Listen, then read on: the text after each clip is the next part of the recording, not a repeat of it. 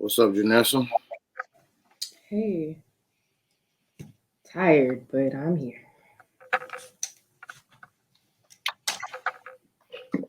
Yeah, buddy.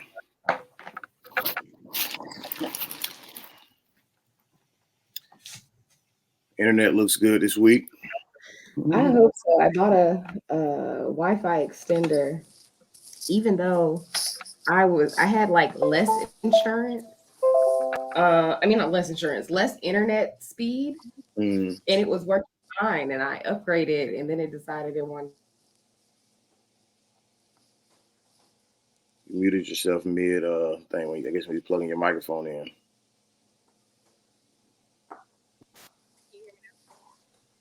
You sound low, but I can hear you. Barely. Pause for the cause.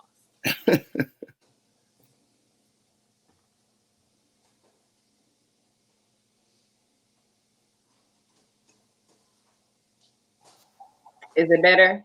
Yeah. Yes. Okay. Yeah, no, I was saying I had up my internet speed, and then all my devices got really slow, which was weird. So I don't know, but we'll see how it goes today.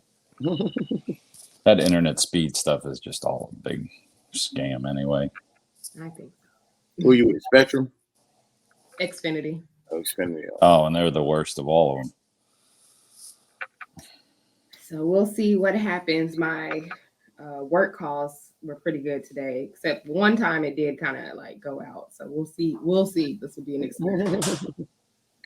All is well right now. You're not freezing up. You're looking clear. All right. You're up in the game. Let's get things started up in here. All right. Boom, shaka, lock. Top of the world.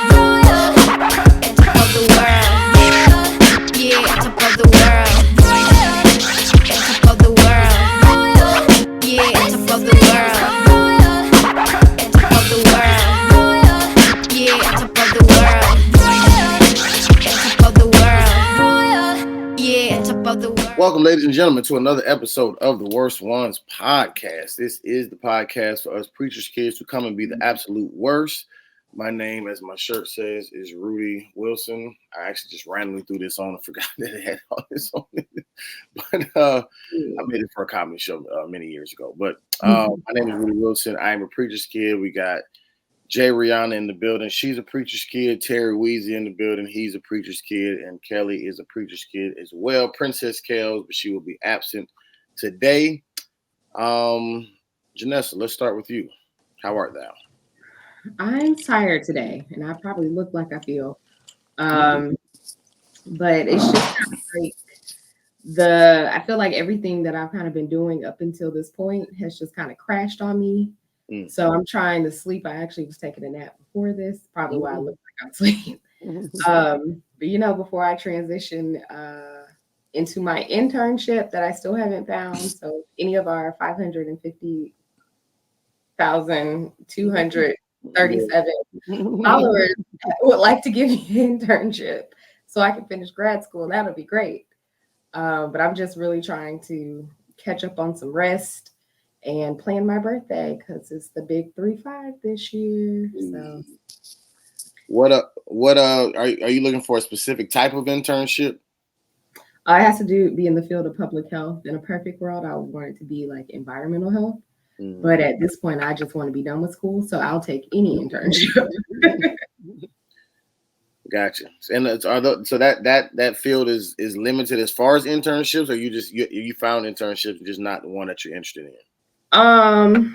No, I'm sure there's plenty. I've just been so busy. I haven't really had time to look for real. And then there's like a lot of specifications. Like for one, it has to be 20 weeks. So it's like, yeah, like 5 months, a certain amount of hours. Like I still have to produce like some type of, I forgot what the proper term is, but some type of documentation. I still have to write papers. Like it's very involved. So trying to find something that meets the specifications it's just something I haven't really had time to do. Can it be paid or it has to be a free internship? It can be paid or unpaid. I would prefer for it to be remote just because life be lifing. For sure. So, you know, trying to find all those wonderful qualifications. I'm not saying it's not out there. I just haven't had time to look. Gotcha. For sure. For sure. Well, we pray that one of these 500,000, 62 million, 800 trillion people, 500 million, can assist you in getting your internship out you. And then real quick, I also so I'm trying to grow my garden from seeds this year, and I realized I probably should have started them a few weeks back, but it's okay. You know, we're gonna see what happens. So I did plant 72 seeds ish, give or take. I was about to say that's pretty specific. That's the size of 71, 72. No, that was the size of my seed starting container, but I actually like put 2 seeds in each container, so it may be more. I mean, it's more than that, but you know, we're just hoping that enough come through, right, and survive. So if I have too many, I'll just give them away for free. And these are what type of seeds? All sorts. Watermelons, bell peppers, jalapenos, sweet peppers, cucumbers, zucchinis, cantaloupes. I think I say pumpkins, and then whatever else is written on the tabs I put in them. It's a lot. It's a lot. Gotcha. Did when you say you should have started ahead of time? Why is that? Is it because the weather, or was? No, well, so you're supposed to start them like 6 to 8 weeks before the last frost.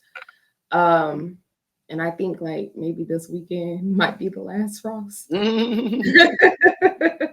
Typically I put them out mid to late March. So I mean it's not too far behind. But, right. I definitely should have planned it a little bit better if I was gonna do seeds, but I just kind of last minute decided to do seeds. So gotcha. If it doesn't work out, you know, the good old Home Depot, Lowe's, local nurseries, they'll have them, and I'll just do what I do all the time. It's fine. Gotcha. For sure. Wonderful. All right, Terry Weezy, what's happening? Well, somebody just called, and I used my phone for this, so it made all kind of weirdness. That's why I had to jump out and jump back in real quick. Gotcha. Nothing. Nothing. It's been morning sickness city over at my house this past, to the point where we had to go to the doctor yesterday. So keep my wife in your prayers so she feels better, can keep some food down. That'd be good. Be able to do things. She's called out of work this week, and Gotcha. It's rough. I feel bad for her. Yeah. It's the cost of admission if you want to have a baby. That's for sure. Mm-hmm. No doubt. Definitely be praying for the morning sickness to ease up. But they say the more the symptoms affect you, the healthier the baby should be. So that's good. That's a price worth paying. So, and I can say that because it's not happening to me. Right. I was just about to say, let you tell it. Yeah. Yeah. She feels the same way. No, for sure. Yeah. I was just even thinking that's deep. The more the mother suffers, the better it is for the child. Lord. That's like a lesson. Yeah. That's a sermon all in itself. Mm-hmm. I'm sure the women don't want to hear that one. Well, there's that scripture about the son suffering the sins of the father, so it's like reversed right here. Yeah. Jeez. Gotcha. I wonder did Mary have morning sickness with Jesus, or because he was the Messiah, was it like an easy pregnancy? It was probably the worst one, to be honest. If the symptoms are the worst when the child is healthiest, then Mary had to be going through hell, literally. You add that to the list of questions you're going to ask God when you Right. I have a list. There's a lot. I have so many that Yeah, we I might got as well get. So, God, before we get to this morning wood, did Yeah. Mary She did has some Mary have morning issues. sickness? Mhm. Gotcha. No, for sure, man. Well, all is well with me. Nothing too major going on. Still Planet Fitnessing it up. Still comedying it up. I did a show last night. We had one person there. It was amazing. Yeah. Wow. How did that go? It actually went really well, especially with my style of comedy. And I also made $40, so that's always good. Okay. It's like Chappelle says, you get paid for the attempt. You're like a stuntman. You don't have to land the jump. But Yeah. I've done that. I did a show. I'll never forget it. It was at Boca at a place called Nippers. And it was a show that started at 12 o'clock, midnight. There you go. And there was one dude there. There was 4 comedians and one dude. Yeah. And luckily they had a long mic horn. So I just walked out to that corner of the bar he was sitting at and with the mic and sat 3 feet away from him and just did my act in front of him. I was like, this is for you. What's your name, Paul? All right, Paul, this is all you. And that in itself was funny. So yeah. So do they laugh? Like, does the one person laugh and it's just like, oh, he thought it was hysterical. How do you not? That's why I'm saying it was such a good move on my part, if I can be arrogant for a second, because he couldn't do any. Imagine you're sitting at a bar, you didn't know they were doing a show, and now it starts, and the comedian just walks down stage, walks in 3 feet in front of you, and just starts telling jokes right to your big face, just right here in your face. Like, how do you not laugh? It's so awkward, you know? Yeah. And it helped. I mean, I guess you technically can consider, at least in my situation, it technically being quote unquote more people there, because I mean you had like the one bartender, you had the one DJ, the one person who put the show on, and then the 2 other comedians. So I mean you get residual laughs, just say from the people that are technically there on staff as well, but the person I was performing for, it was just one person, one guy. But yeah, it worked out. Still, like I said, got paid $40 for it, and then went to work afterwards. So it wasn't a bad ordeal. And it really just kind of helps your case, like when people can see that you can just say perform for one person, because most comedians will probably just bail, like, man, I'm not gonna do this, I'm gonna just leave. And then, which it's understandable, but then you look, at least in my opinion, you make them kind of come off a little diva-ish, you know what I'm saying? And it's kind of like, well, and especially when the other comedians are staying, it's like, well, we might as well just all thug it out together, you know what I'm saying? Like, and just see what happens. So and I feel like it's always good to have a good test in your comedy career. Like it's easy to perform when the setup is in your favor, but I guess who's going to stand in the paint when it's not. And so I think nights like that are necessary, because it just helps you get better. Helps you figure out how to maneuver through anything, versus only when it's the right setup. So I appreciate the 250 to 400 crowds, and I also appreciate the one. You know what I'm saying? Just like Jesus. So, yep, yeah. That and nothing else is how you're just like Jesus. Unless he gets morning wood. No, I'm just kidding. All right. Let's not pull that thread. I don't have Kellie here. I'm just kidding. All right. So, Janessa, right, you just don't know what it's like to be a man. Okay? No, I don't. You don't know about our suffering. All right. So a few weeks ago, there was a whole debacle with Terry's favorite pastor, Joel Osteen, and his church. They had an active shooter somewhere on their campus. To my remembrance, I don't believe anybody besides the actual shooter herself got hurt or even just say lost their life or anything like that. But I could be wrong. Correct me if I'm wrong. But I don't think it was anybody outside of her. But just even the fact of, I mean, for one, this isn't the first instance, at least that I've heard, when it comes down to whatever. Sorry, I don't know what that was. Oh, I didn't even hear it. I just seen your face. I was just like, oh, dude. But this isn't the first instance that I've heard of somebody just say, bringing a gun to church, shooting up a church. I know even a while back, there was even an instance where, now it may have been a little infidelity-ish scandal kind of behind it. I don't remember, but I do remember somebody even like coming in and like shooting the pastor while he was up on the pulpit preaching. And I mean, so yeah, so this has definitely been a thing before. But I think even just as time progresses and everywhere that we, hear about now, I mean, it's pretty much, every place is getting shot up. Whether you're talking about schools, grocery stores, Super Bowl parades, movie theaters, et cetera, et cetera. Like, it's just like, where can you go where it's not liable for somebody to pull out a gun and start shooting? Europe, that's where you can go. Well, yeah, I should say in the U.S.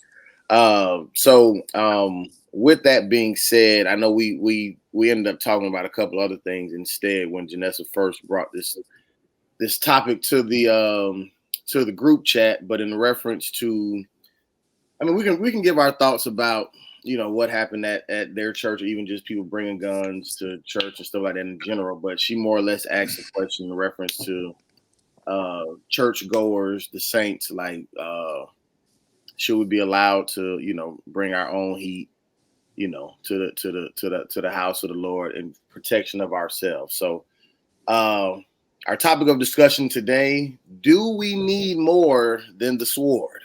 Oh my God. These titles. My skin is crawling. Do we need more than the sword when we go to church? Me and Terry have the same position. There's a lot more eyebrow action going on my side, but so just real quick, I did want to add some details to the Joel Osteen story. So it was a 36-year-old woman who was killed by 2 off-duty officers working security at the church. And the woman's 7-year-old son is still in critical condition with a gunshot wound to the head. And I think the shooter's son? The shooter's son. She had her son with her. And then I think there was also another man who was shot as well in the incident. By her, or like he got caught in the crossfire by the off. From this article, I can't tell. They said she used an AR style rifle. I don't really know what that looks like, but I'm assuming it's a powerful gun, maybe. Yeah, it's an assault rifle. That's what the AR is. Yeah. That she purchased legally in December. So it's something that's constantly on my mind. I mean, just because there's so many shootings everywhere, I feel like my head's on a swivel all the time.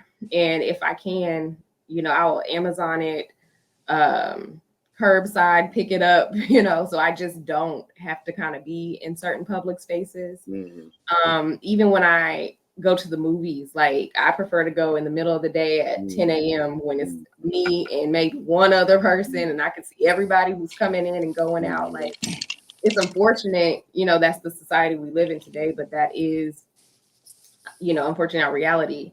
I've also personally not been in a church shooting, but my mother's home church, I forgot, maybe 2003. There was a shooter who came in right before service started and killed the pastor. And that was very traumatizing. He was a pastor of Turner Monumental in Kirkwood. But that situation, I believe the lady who shot her, and she shot her mother as well. maybe had some mental illness going on. I would probably say most of them have that, you know. That's what I believe that was the issue. I think with this, what's the name of Joel Osteen Church? Lakewood or Lakeside? Lakewood. Mm-hmm. I'm not sure the details behind like what caused her to want to try to shoot up the church or do anything like that. But it's something you just never know, you know. Well, come as you are, and you know everybody's welcome. You know, most churches, I don't think we've gotten to the point yet where they have metal detectors like they do in the schools or the malls. So you don't really know. I can say at my church, we do have security who have, I don't know, can we say guns on the podcast? They got that thing on. Yeah, call it pow pows. Okay. Yeah, the pew pew thing drives me crazy. Yeah, they have pow pows. They are, for us, I believe they are like off duty officers, but they are like legally, you know, law enforcement. They have training. I know when the laws changed, where I guess you could carry pow pows without a license, a concealed license or whatever. I know at our church there's stickers everywhere that's like no guns are allowed in the church, regardless of the law. Whatever the law is. You know? Yeah. And I've seen that in other places too. But I do know some people still have them. But from my understanding, the people who do have them, even though they're not part of our security team, they are like in law enforcement. And we also have like, you know, the people who are in uniforms, but then we kind of have some plainclothes security that's inside the church during service. And, you know, they have trainings and they have things that they do in case a situation like this happens. And I know at one point, can't remember we actually did it, but I know at one point there was conversations about as a church as a whole, like going through some type of exercise so that, you know, people would have some type of idea of what to do or what not to do. Because of course you never really know how you will react in that situation. But I do think, unfortunately, since we live in the times we live in, churches probably do need to have some type of plan in place. I know every church might not be able to afford off-duty security or something like that, but I think churches might be one of the most vulnerable places for a crime or something to happen, and it's something that should be addressed. And I'll just leave it there because I've been talking a lot. Well, the fact that we have to have these active shooter drills and plans in place for schools and churches is just one of the saddest things. I mean, especially when you look at, like you said, the laws changing, but the laws are changing in the wrong direction. Like the laws are changing for less restrictions. I mean, how crazy is this? Because, I mean, I was, you know, I turned 18 in 1999, right? And I was active in shooting sports and all this all throughout my teenage years. I know. But I was, even before that, I was active. I was on the school shooting team. We used to have a school shooting team. Did you hear what I said? Like as a sport? Yes. Oh, yes. Okay. And we would compete against other schools. It was part of the ROTC program, which was a Marines ROTC program. We used to have a shooting team. And since I had all this experience with hunting and shooting sports and stuff like that, obviously they wanted me on there. It was just pellet guns, but still, the fact that we had a school shooting team is insane now. But it's because we kept going backwards. You know what else we had in the 90s? An assault weapons ban. You could not legally buy an assault weapon.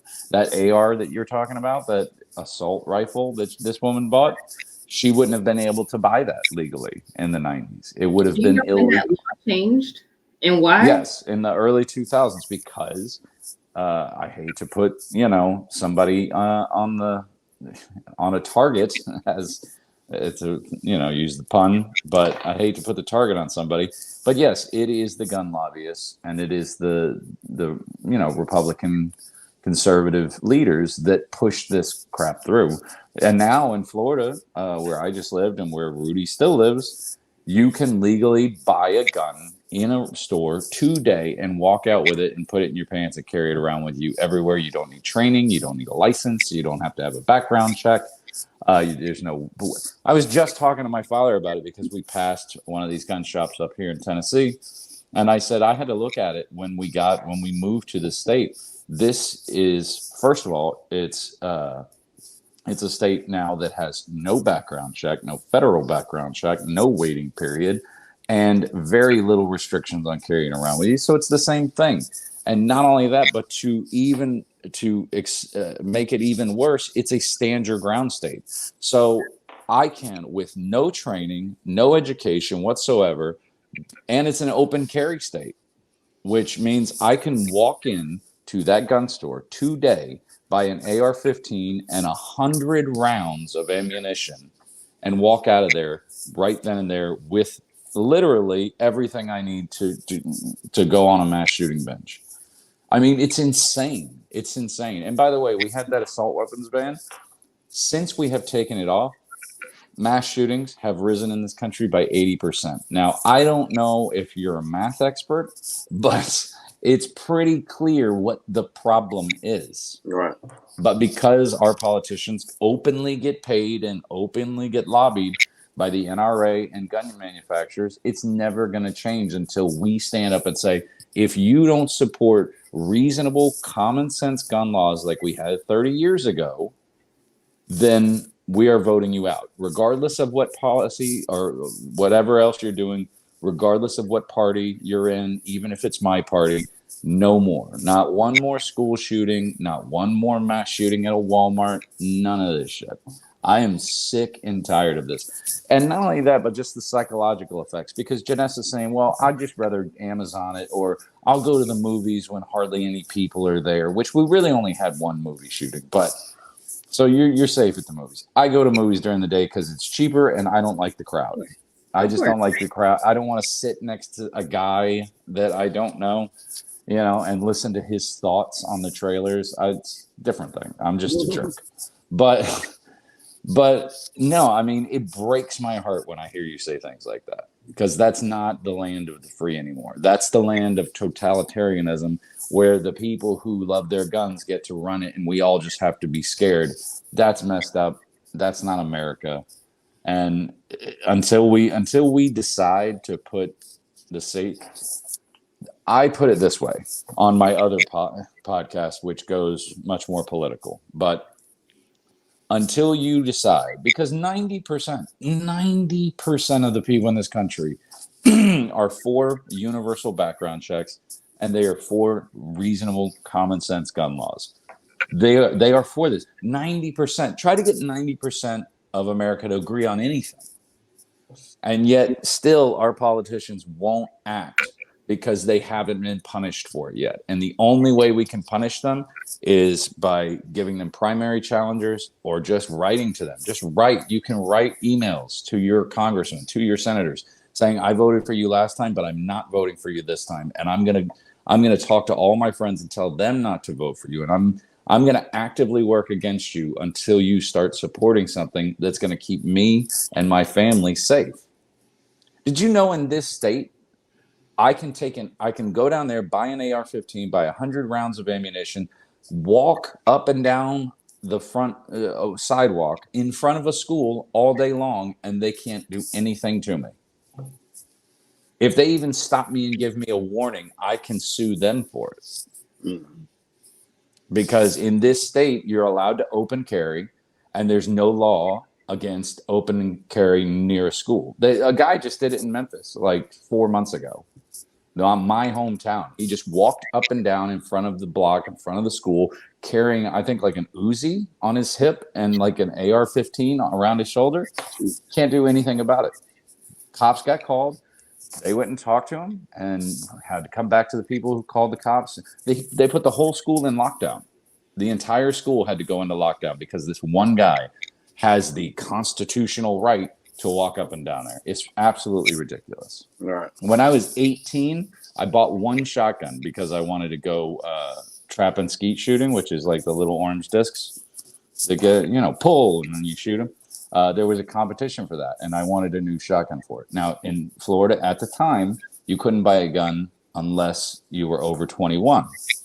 However, you could buy a long gun, is what they call it. So that's rifles, and that's bolt action rifles and shotguns, which you could buy for shooting sports. I bought one, and I had to wait I had to get a background check, and I had to wait 5 days before I could leave with that shotgun. And the shotgun holds a maximum of 5 shells. And you would never see somebody commit a mass shooting with a shotgun. So, and if you need and just to play devil's advocate, because I know a lot of people. I mean, my father has a gun case full of guns. He doesn't have any assault rifles because he's not going to assault anybody. You know what I mean? And if you need an AR-15 to kill a deer, guess what? You're a crappy hunter, and you shouldn't be allowed to hunt in the first place. Yeah, it's tough. It's tough. Sorry, I'm very passionate about this issue. No, you're good. It's tough. I mean, for me, I'm not gonna say it's not something that I don't necessarily think about. Because I've thought about it in a lot of different ways. Even and you were in the military, so you know gun safety. You sure. know how to handle yourself. For sure. But I'm saying something to think about in reference to just being out and about and just how at any point anything could go down, whether I'm at church, Walmart, whatever. And it's something I've already kind of considered. And then Charlemagne, the guy from the Breakfast Club, he said something one time that kind of just contextualized my thoughts. And I'm going to paraphrase. I don't remember exactly how he said it, but he was saying like something to the degree of like we're only as safe as just say like the humans' decisions that are around us. You know what I'm saying? Like, because you could be walking down the street, like say at a grocery store, at a carnival, fair, amusement park, church, library, whatever, and literally like you don't know who's in there with you and what they make, what decision they may make that could change your entire life, whether it's them putting you in harm's way or even just you standing in line and you just see somebody's head get blown off right in front of you. You know what I'm saying? Now that's something you got to live with for the rest of your life. That's something you have to now go to therapy for it.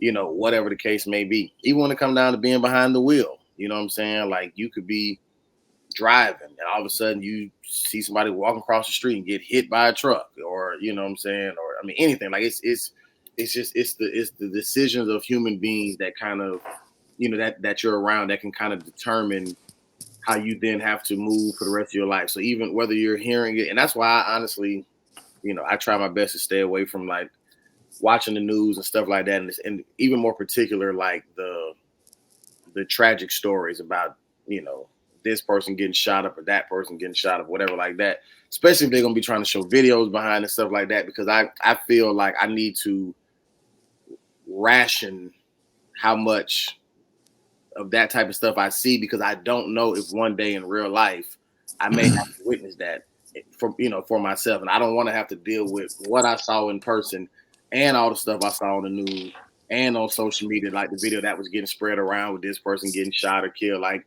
especially I know like at least in the Black community, I know like when Nipsey Hussle got killed, PNB Rock got killed, so like that, like these videos was going around, like people was like seeing them shot up on the ground. I'm like, I don't want to see that. Like I don't want to see it. I believe whatever you said happened. I believe it. You know what I'm saying? I don't even want to, because it makes me, especially the way my mind works. Like my mind is a Velcro. Like once I see it, I can't unsee it. It's attached. Mm-hmm. So like that's why even like with a lot of my, I spoke about one of these recent podcasts, like with a lot of my friends that passed away, like I went to the funerals, I did not go inside and see them in the casket because I didn't even want that image of them laying in the casket dead in my mind. I'd rather just remember you how I remembered you when you was alive, and and just like that. And I'm bringing this up to say, going back to Janessa's point, because it makes you head on the swivel. I don't want to go to the movies around people. I don't even want to go to the grocery store when it's full. I'd rather go when they first open and there's probably, barely anybody there, or, whatever the case may be. Because it's just, you just never know what's going to happen. But on the flip side of that, I also do have a certain level of just say peace about it, because, and I think I used this example on this podcast before, but if I haven't, me and one of my best friends who I played football with in college, we kind of came to the realization that, like, when it comes down to playing football, you might as well just go all out and play as hard as you can, and not, because a lot of times people will try to do things to like avoid injury, but realistically, like, if you're gonna get hurt, you're gonna get hurt. You know what I'm saying? It's no way. Yeah, there's a certain way that you can tackle to make sure that you don't, you use your shoulder instead of your head, so you can probably prevent a concussion, or, whatever the case may be. But I mean, I've attained injuries that wasn't my fault. Like, I'm engaging with somebody over here, but then somebody else get pushed down onto my ankle, and now I done sprained my Achilles, or, just anything could happen. Like, so, like, it's people who done tore their ACL. Like, matter of fact, in the Super Bowl, it was a guy who got injured for the game, running from the sideline onto the field. He ain't hit nobody, he ain't touched nobody. He literally was running out there and fell to the ground for the San Francisco 49ers and was done for the game. Oh, wow. You feel what I'm saying? Like, and it's nothing you can do about it. Like, it's just I've had one of my cousins, like, back in high school, he just jumped in the air to catch a ball. Nobody hit him, no nothing. And he broke his kneecap or dislocated his kneecap or something like that just from jumping. You know what I'm saying? So it's one of them things where, like, you really can't avoid an injury if it's going to happen. Yeah, you can be as cautious as you want to be, but you might as well just go all out and just do your thing, because if an injury is going to happen, it's going to happen. I say that to compare it to life. So I try to live my life the same way. I try not to be as paranoid and as cautious, because realistically, I could bring a gun with me. I could wear a bulletproof vest. I could take all these precautions, and with that gun in my hand, in the middle of a shootout, shooting at the active shooter with the bulletproof vest on, I still get a bullet that lands right in my head and I'm dead. You feel what I'm saying? Like, I cannot have anything on me, no gun, no bulletproof vest, whatever like that, and the shooting happens, and I live and I don't get shot. You know what I'm saying? I mean, this is not funny, but it's funny because just of who she is. Y'all don't know my auntie, but my auntie many years ago got shot in a nail salon. She was way in the back of the nail salon, and these guys got into it outside the nail salon, and he shot the guy. The guy wasn't even facing, like, the direction that he shot the guy, and the right that he shot wasn't even facing the nail salon, and it ricocheted through his body, all the way through the window, all the way to the back of the nail salon where my auntie, she in the way back, like as far back as you can get, and it still hit her right in the arm. You know what I'm saying? And she got shot. Now, she was fine, but I'm saying, like, just even something like that, like that's like, she should have been the last person to get shot in that instance, but she got shot. You know what I'm saying? Out of everybody who was around there. So the reason why I say I have a peace about it, because I ultimately, for one, I believe that, God is in control ultimately. Like, he knows what's going to happen, what's not going to happen. He knows the traumatic experiences that I'm going to face and not going to face, and I don't know if there's a way that I could actually avoid it. You know what I'm saying? Which is why my main precaution is rationing what I see that I can control. Like, if I don't have to see something or I don't have to experience something, I'm not going to take that in, because if for whatever it is in God's will for me to then experience something or see something, I want to minimize rather how much I intake, because I don't want to traumatize myself on top of the trauma that life may bring me anyway. So in wrapping all this up, I'm saying that I try to just live my life and not even worry about what could happen in any situation. Because I mean, I go to comedy clubs. I mean, anything can happen. You don't never know what can happen. Anything can happen at any given time. But stressing about it, I feel like, intensifies my anxiety and stuff like that. And I don't want to do that. I'd rather just live my life, trust that God is gonna keep me, regardless of what happens. And I do sincerely thank God every day that I make it through a day that I didn't experience something traumatic like that. You know what I'm saying? Because I have people in my own family who've experienced traumatic experiences. You know what I'm saying? They was with this cousin when they got shot in the head and and died, or they was with this person with it affects them to this day. You know what I'm saying? And I don't know if my turn is coming or not. But I thank God that I haven't experienced it as of yet. And I always just pray that if I ever do have to experience it, that God, He keeps me. Hey y'all, sorry to interrupt, but we have a few church announcements. Follow us on Instagram at TheWorstOnesPK. New content coming soon. We also have a TikTok at TheWorstOnesPK. No content yet, but continue to check us out. If you want to, when you listen to our podcast, you can find us on YouTube, Apple Podcasts, Spotify, Google Podcasts, wherever you find your podcast. Just make sure you type in The Worst Ones Podcast and you'll find us. And when you get there, make sure you like, you comment, you subscribe, and you share. Thank you to our 500,422 followers. We love you so much. Now, back to the show. Here's the problem. You're saying, what else can you do? There are some people who feel like there are things they can do. And they go out and they buy their own gun. They say, well, what's the saying that they always use? The only thing that stops a bad guy with a gun is a good guy with a gun. That's insanity. That's like saying the only thing that stops your house from burning down is more fire. It's crazy. No, for sure. And then you end up situations like I did where you said, I don't want to think about somebody dead. I found a dead guy in my old condo. I don't know if I had ever told you guys about this, but yes, I found a dead dude. I was going to work and I always used to take the stairs. I lived on the 5th floor. I felt like it was good exercise. So I'd always take the stairs down to my car because the stairwell was a little small. I had a stairwell that went right down, a little small sidewalk, went right out to where my car was parked because it was like assigned spaces. And I was going to work one day. It was like 9:00. I walked out of that door from the stairwell to the parking lot, and I felt resistance on the door as I was pushing it open. And I went, what the heck? And I looked down, and it's police tape. And police tape is holding the door, not allowing me to open the door like I should. And there's a little wire window in there. And I look through the window, and there's a dead guy on the sidewalk right there in front of me who had been shot twice and killed. I knew the guy. I mean, I didn't know him, but I'd seen him around the community. Right. He was a creepy dude, this old 68-year-old Polish guy, kind of fat and with the big alcoholic belly, and he would go and he would sit at the pool.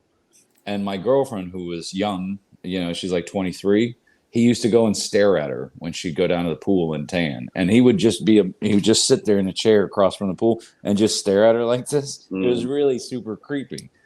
He got shot by a 27-year-old kid who had his license, had a pistol that he carried on him, I guess, all the time. And he was just walking his dog, but they had these fights back and forth because he was one of these cool young hipster, I climb mountains, kind of guy. That's what he looked like. Think of a rock climber. That's this kid. And he drove his Jeep Wrangler, but he had a cool dog that he had trained really well. So he didn't put him on a leash, but the dog had a little pit bull in him too, because every dog does now. And the old Polish man didn't like this. So they were in these big fights. They get in these big fights about him not leashing up his dog. Well, one of these times, I guess the old man took a swing at the kid. The kid kills him. I find him. And then I find out the kid came home later that night because he claimed stand your ground. Right. A 27-year-old kid in great shape said that a overweight 68-year-old man made him fear for his life to the point where he had to kill him, and he got away with it. Yeah. And I think a lot of people who look at that situation, because the gun lobbyists, they're not stupid. They put together organizations, and this kid was a part of one, where they tell you exactly what to tell the cops. They tell you how to present yourself, how to present your case, and basically how to get away with murder. Here's the thing, though. That kid's life was ruined anyway. I remember it. I was coming back from a show. It was like midnight that night. I was coming back from a show, and as I was walking in, I just hear murderer. People. It was the guy's family, the 68-year-old Polish guy. His wife and his kids were out there, his full-grown kids, and apparently I just happened to get home right when that kid was coming back from the police station, I guess, at like 12:30, and they just assaulted him. His parents ended up splitting up over it. His father stayed there, but his mother wanted to get away. The kid couldn't get away at all. He had to move out almost immediately. He had to move out, and I remember he moved out at like 2 a.m. because, again, I'm coming home from a show, and I see him moving his stuff out in the middle of the night. Right. Like, and not to mention PTSD, man. If you kill somebody, you don't just walk away and be like, "Oh, I did the right thing." Hey, I hope you're okay with waking up sweating in the middle of the night for the next 10 years, because that's what's going to happen. I mean, we have people in the military who come back home, shell-shocked with PTSD, and that's the most righteous form of taking a person's life that there is. You're defending your country, you think. You believe you are.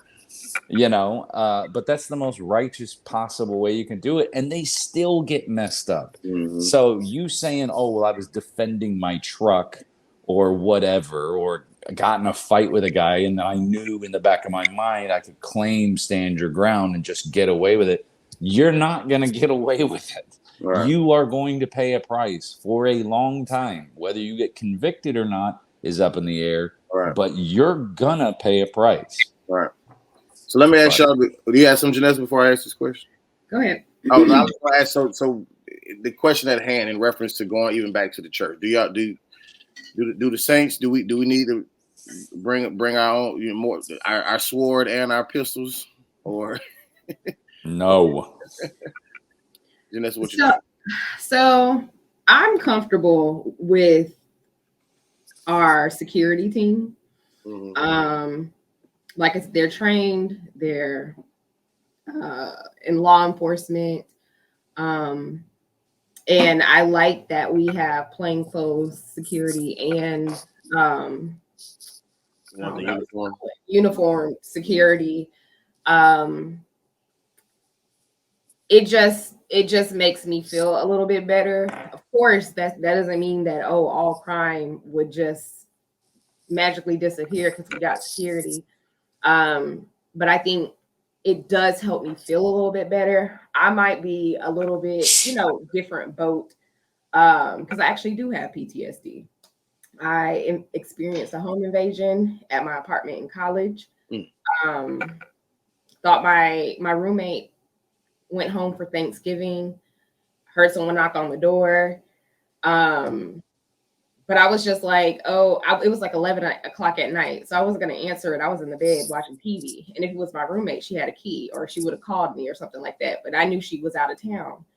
And I had the alarm on, and I heard the door open, and the alarm started to beep. But, before it like, woo. And so I was like, oh, well, maybe it was her. But then, after a couple of beeps, you would just go to the keypad and turn it off. That didn't happen. And that's when I realized someone was breaking into my apartment. And so I lived on the second floor. I tried to lift up the window because I was going to jump out the window. I don't know how I was going to, some way, somehow. But I got the blinds up before someone started kicking in my door. And the door, it's a college apartment. It was a regular apartment, but it's an apartment. So it's 10 feet from the door from where I was standing. So I ran to the bathroom. I barely closed my bathroom door before they kicked in my bedroom door. laid face down in the bathtub. I didn't have anything but scrubbing bubblies and a sponge. Like I had nothing to defend myself. And I'm on the phone with 911 trying to whisper. And when the sirens started going, they ran out, they stole my laptop, my roommate's printer, but my laptop was like the one that was on his last leg where it had to be plugged in. So when they ran, everything on the power cord fell, the TV fell, PlayStation, lamps, everything, and it circled around. And it took the police forever to get there. Of course. To the point where the alarm went off. And so I'm thinking, what if they come back? Right. And Georgia Tech police came, APD police came, they did fingerprints. I moved out I went home that night. My parents came and got me, and we got all my stuff out the next day. Auntie Norma actually came and helped me move. But that has stuck with me forever. Like I did not move out of my parents' house until maybe a couple of years ago because I was scared to live by myself. Right. And so because I personally experienced like personal trauma, I know it can happen. If that like it's not something you saw on TV. Like I firsthand experienced it, and I know what the fear and all of that feels like. So it's security for me personally. And I know I've also shared on this podcast, I've dodged bullets several times at the club. I've seen bodies on the floor or in a parking lot, and I'm hiding behind a car. Like I thank God daily for keeping me in those situations, because it could have easily been anybody. I didn't know where those bullets were coming from. I was just running like everybody else. And some of those people didn't make it. And so it's a real thing, unfortunately, for me and for a lot of people. I have PTSD too, so we can be like buds about it. Was that a shooting? The video that your car got caught backing out real fast or something like that, or whatever. That was just last year, a couple months ago. I remember that one. Yeah, going to the grocery store, and some people were shooting literally, and people caught it on camera. They caught my car on camera. Yeah. And even when I was at people be shooting, you'd be shooting. Even when I was at Spelman, I had a brick or a rock thrown in my window while I was in there. And so, like stuff happens. Like it's not a hypothetical situation for me. So,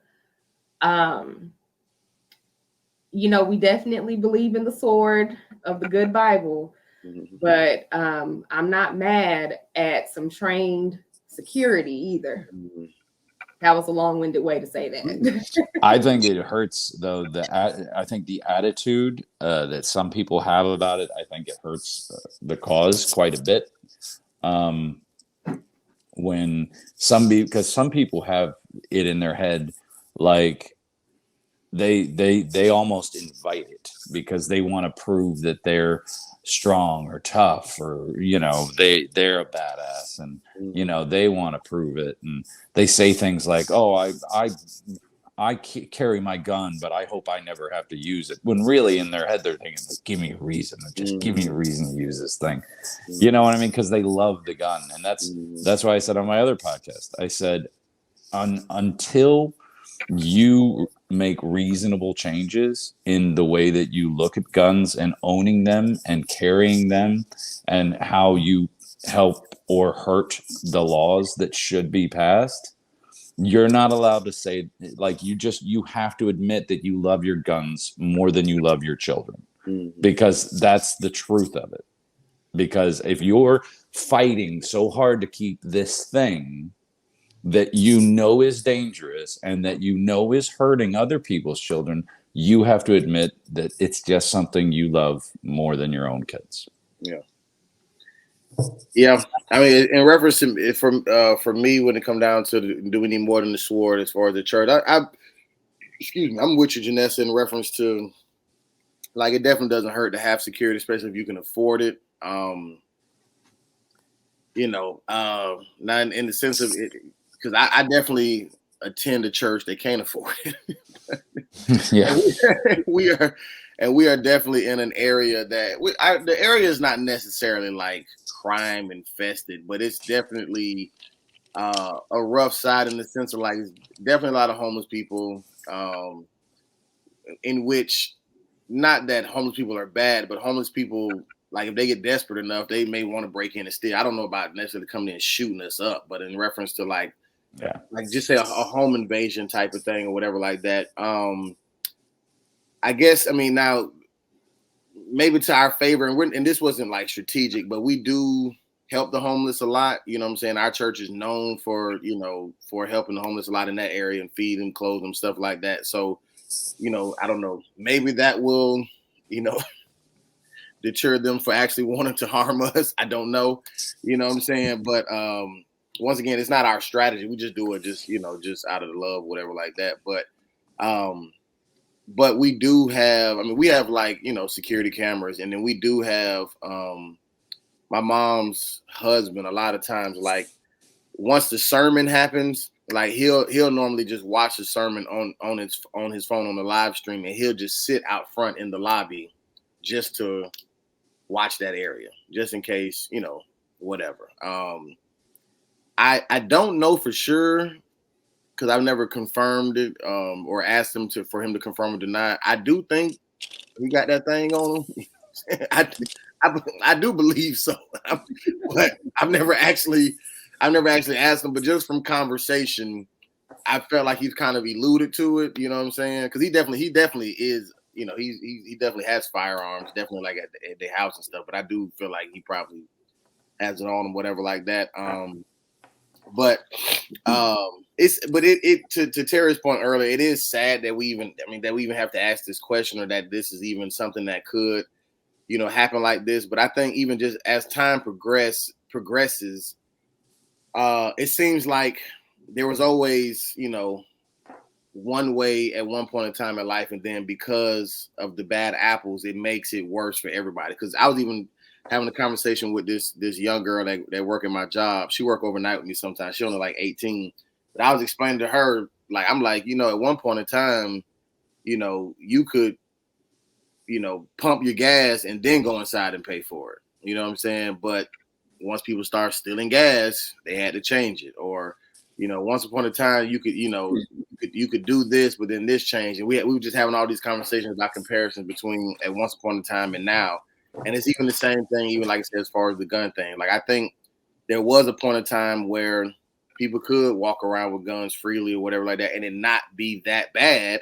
But then people started making bad decisions, which and granted, to Terry's point, I don't know if the government is necessarily handling it the right way. They're literally doing nothing. They're doing prevent nothing. it, right, to prevent it. But I'm saying, but even just the level of danger has increased because, there's people who've been shot for honking the horn at somebody in traffic, you know what I'm saying? Or just anything, you know what I'm saying? Like the one guy I know that got shot and killed in the movies in Tampa. It's probably been maybe somewhere between 5 to 10 years ago now, but he pulled out his phone to either like text the babysitter or whatever like that, and the one guy was mad because the light from his phone is distracting them, and then it became a whole thing. Boom, he shot him in the movie theater, inside the theater, like movie still rolling on the screen, shot him inside the theater. You know what I'm saying? And he probably claimed stand your ground and probably went home that night. Yeah, I didn't keep up with, but he definitely did. He didn't leave. He sat there and definitely waited on the police to come. He didn't leave, so I'm sure he definitely felt like he was in his right. What happened, I don't know, but just the fact that these type of things do happen, can happen, and are happening, it does make you, even going back to the church perspective, and especially a church like Joel Osteen's church that definitely can afford security, that definitely, I'm sure, has security. You know what I'm saying? It definitely makes you feel like, well, shoot, we all need to go ahead and just, arm ourselves with more than just the what's it called, the full armor of God, because Well, because it's a you feel paranoid. You feel paranoid. Like, yeah, I believe, I have faith. I feel like God to protect me, stuff like that. But what if somebody does come in here shooting? I need to be able to protect myself. And it's a catch-22 for. I'll say this, and I'll let you go, Terry. It's a catch-22 for me, or a double-edged sword rather for me, because I'm the type of person where I do have that full faith in God, where it's like, yo, God definitely can and will protect us. But I also don't blame people for their paranoia and wanting to take an extra precaution and saying, yeah, I believe that, in the sword, but I also believe in this firearm as well. Well, I mean, that's great and everything. But again, I'm not against people owning firearms. I got a gun in my house right now. It's the same shotgun that I bought when I was 18 that I told you about, and it still works great. Hashtag Benelli's. But my father has a whole gun cabinet full of guns, and most of them are rifles because he was a big game hunter for a long time. So I have no problem. But the fact that they just pulled back laws completely, and then especially on things like assault weapons are weapons of war. That's all they should be, for law enforcement and military only. They're literally designed to kill as many people as possible, and there is no other purpose for them. You're talking to somebody that's been hunting for like 35 years. There is no other purpose for an assault weapon other than to kill human beings. That's what they are designed to do. They've been designed that way since World War I. So that is what they are designed to do. So I don't want to hear an argument from anybody about that particular thing. However, I also believe in common sense, not just common sense gun laws. So my dad always says, never complain about a problem unless you've got a suggestion for a solution. So how about this? Yes, full ban, absolutely full ban, period, on any firearms being brought into the service, even if you feel like you need to protect yourself. Here's an olive branch, though. How about you get one person to volunteer, and there'll be somebody, I promise. You can talk to your local gun ranges. Somebody there. It's a nonprofit. I used to teach a youth shooting course at Anthony's Arms in Coral Springs. So, and I've worked with these people. They want people to understand gun safety. They want people to understand how to do things correctly. Whoever it is that volunteers, let them go there. Let them learn how to properly carry firearms, how to properly use them. God forbid they need to. And then that person has now been appointed as a security officer. That way, you don't have to pay them, just in case, like your place, like one of my dad's churches or Rudy's church, that doesn't have the resources to hire off-duty cops, because they are expensive. It's called detail work, and it's usually about $100 an hour. So they can be really expensive for that detail work. Just appoint certain people to act as security. Trust me, there's a lot of dudes in their 30s and 40s that would love that job and would gladly donate their time. And then make sure they're trained properly. Because even if you're a good guy and you're trying to do a good thing, it can end so tragically, so fast, if you don't know, if you're not trained. And I know that you're saying like, oh, I'm a great shooter. I've been shooting for 20 years. Yeah, but have you been trained on how to shoot in a combat situation, in a defense situation? Because yeah, maybe you've got that pistol and you've got a holster and they said you could bring it and you could be security, but they didn't require any training. And then this woman walks into your church, or some little white kid walks into your church because he's a neo-Nazi or whatever, and he's going to shoot the place up. And you're like, now's my time to be a hero. And you pull out that piece and you start firing at whoever because they're an assailant, but you didn't have the training to check your background. And now you just emptied a clip into not only the guy you're shooting at, but the nursery behind you. Mm-hmm. Do you get what I'm saying? Mm-hmm. Like, you need that training. And I know, because I took that training. And that's when you learn, like, there's a lot of things you don't know. I took that training after dealing with guns for 25 years. And I was like, wow, I didn't even think about some of this stuff. Blowback and background of civilians and just stuff that you would never even consider. But it's so vitally important because you know what? Maybe your kid's in that nursery and in the heat of the moment when the adrenaline's pumping, you're not thinking about anything but stopping this guy. You need to be trained on how to do that safely, or else you could become an even bigger hazard than he is. Gotcha. Yeah. Janessa, So as long as they're trained, I'm fine for it. As long as they're trained, I'm fine. I got a little jewel. It's not that big. Little jewel. All right. A little jewel. I feel like I was just given a jewel. Yes, series tokens. Yeah, there we go. Token white. So this week, I kind of went through a situation where I was hoping something would happen and it didn't.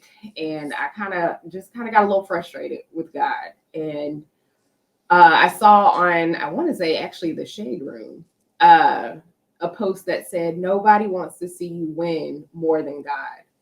And it just hit me a little bit different because I'm over here like questioning why it didn't work out. Like I've been waiting for this for a long time. But that post helped me kind of put things back into perspective that God's not trying to not give me things that I want. He's actually the biggest champion for it. And I think part of underneath it, or maybe it was even a different post, it was saying something like, you know, if God doesn't allow something to happen, there's something better for you. And so I've been trying to rest in both of those things, that God wants to see me win the most. And that if something did not happen that I wanted, that there's something better coming.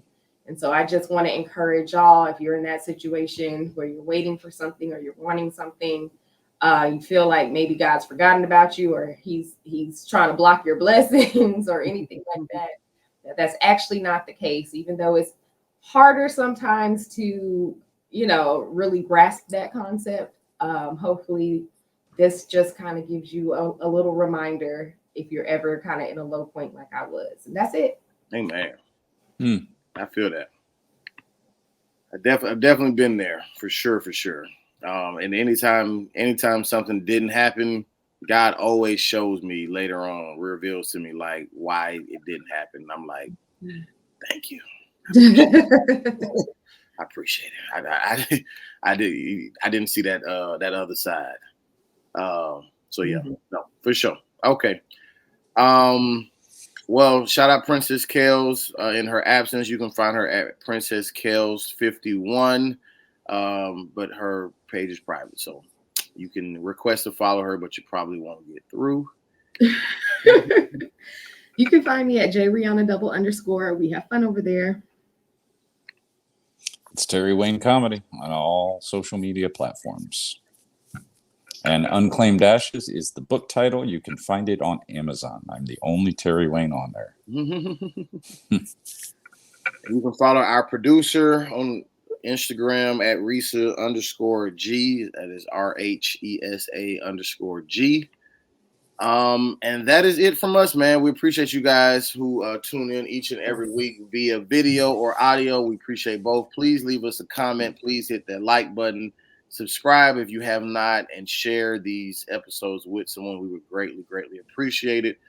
We the worst ones. Until next week, we are out. Top of the world. Top of the world. Yeah, top of the world.